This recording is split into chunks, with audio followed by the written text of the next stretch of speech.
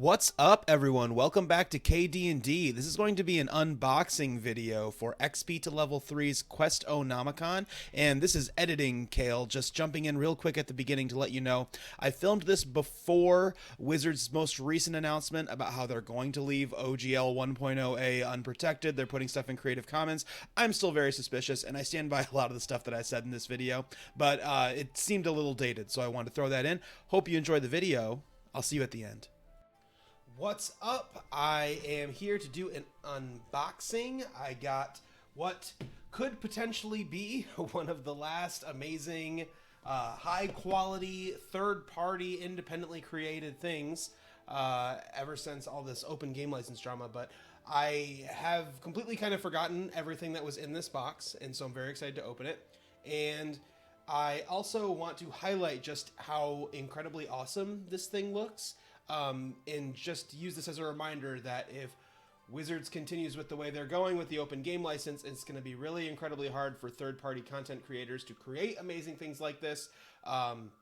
Third parties are notoriously better at, paying their artists more, paying their writers decently.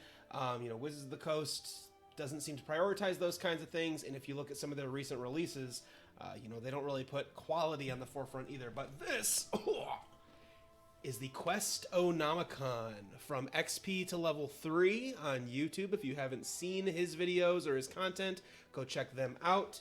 If this looks interesting to you, I don't know if you can still get it anymore, but let's see what's inside. So we have, that's right, so there are player mats in here that help new players figure out different things about what they can do on their turn. Comes with a monster and NPC card deck. 95 creatures, tarot-sized cards. Here are your cards, the tarot-sized monster cards. Information about the enemy on the back. Little image on the front, and this is super cool. Not only does it have the stats, but it has like tactical recommendations. So Haldraxxus is a huge Draken. Haldraxxus remains in the sky as much as possible, but he will land to attack creatures that have retreated behind cover. He takes off as soon as things look bad. He also becomes frightened of any creature that makes an extremely loud noise. So this is very useful stuff when running your big bads. And obviously you can take these kinds of things and put them in any one of your campaigns. You don't have to necessarily run an adventure out of this book with these things. This is very useful stuff, and I'd love to see more like it. A lot of these are specific to the adventures in this book, but they are inside of here, the monster deck there, and you can see on the back that they're going to be basically based off what you can see on this part right here. It's basically just like stat cards. Yeah, sorry, don't mind the glare there. Sorry about that. Trinkets and treasures. So this looks like it's going to be high quality figurines, okay, including a Scorch Shield amulet, the puzzle cube, and enchanted whiskey. A shifting deck and a magic item card deck. So this has miniatures and some magic item cards inside of it. And here are some of the cool treasure things. This thing has some heft to it. This is like the puzzle box. This is a shield of sorts, and then this was the enchanted whiskey bottle. So cool little trinkets that come with it. And then this deck of magic item cards. Here's the card for the puzzle cube. It says, Artifact featured in the treasure of the Obsidian Cove adventure. This mysterious puzzle cube hidden amongst the wreckage of sailing vessel Scarlet's End, and it holds secrets that can be revealed if you can solve it. The BBEG, the Big Bad Evil Guy or Gal, villain miniature set inside of here. I have the Encounter map pack, so a bunch of maps. Man, this thing is comprehensive. Looks like a Dungeon Master screen and several other toolkits. GM screen and toolkit. And then here we are, the big book itself. Alright, the Quest-O-Nomicon. Bada boom. Alright, so here is the book proper. Feels very well made. Credits to Ghostfire Games. So I believe that's who published this book. And we have design from all kinds of individuals. Several of them, Jacob Budz XP to level 3 himself. He was the lead adventure designer. Additional adventure designers, Colton Halfley, Tyler Lovejoy and Spencer Worst, who are Spencer is Jacob Buzz's wife, so the two of them together are often on XP to level 3. And then Colton and Tyler both also play in a lot of their games too. They're familiar faces on the XP to level 3 channel. But let's see, we have 1, 2, 3, 4, 5, 6, 7, 8, 9, 10, 11, 12, 13 different adventures that will all take a party from level 1 to level 3. So if you are someone who's just getting started with it, or if you're like me and you have a club full of new players, this is a fantastic resource. What do we have in here? I think this might be the last thing in here. It's the very bottom of the box. Monster and NPC pawn set. So, hi Kat. She wants to make a cameo into the video, apparently. Includes over 200 pawns and 28 plastic bases. So I think pawns in D&D tabletop game terms are just when you get like those little flat pieces of paper or cardboard that clip onto a base. But let's find out. Oh yeah, I can just see them on the box before I start digging. Yep, those are going to be the pawns. So we have a bunch of different little miniatures for those kinds of things. But yeah, I think I backed this at like a $200 level.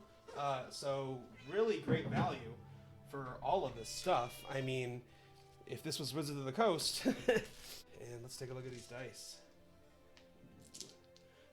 Kind of like a cream brown. Here's the D20. Looks pretty white, but look at the D8. So they're all kind of like marbleized version of this color. I was excited to show this off. And, you know, it was exciting, but also like a little bit of a bummer at the same time to get this in my porch, because I was like, oh, well, I think I have a couple more Kickstarters coming in the pipe that I backed, but it's just like, wow, this is kind of like, feels like the end of an era a little bit. So I was excited to share it with you and show off a lot of this stuff. The maps that they give you in this thing are no joke. I just unfolded this one, and, you know, it's huge. And then it's also got a flip side to it as well. And each of these maps go with the adventures and are labeled as such. So as you're kind of perusing through your thing, you know, map 1A here, 2A right inside there. So, you know, very easy. Just kind of peruse 5A there through this entire little leaflet.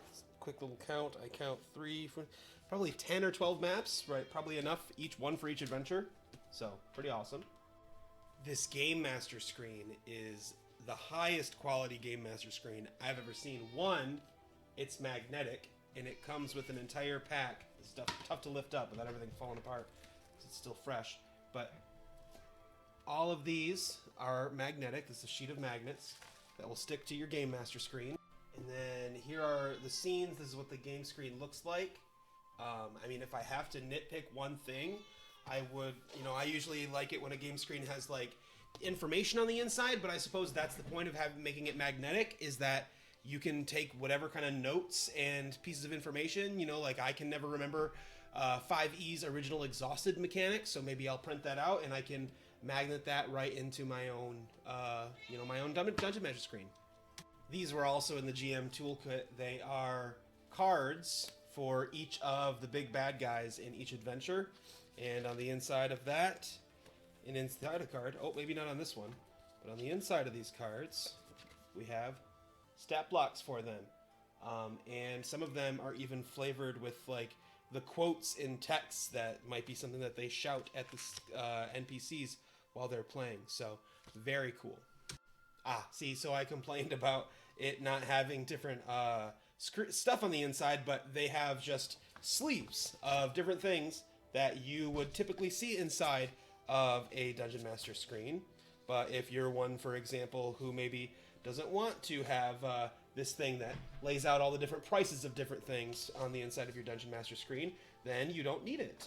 And, oh, I'm so stupid. These are all things that you can magnet into the inside of your screen, or you could just like hang over the top of the screen to look at things.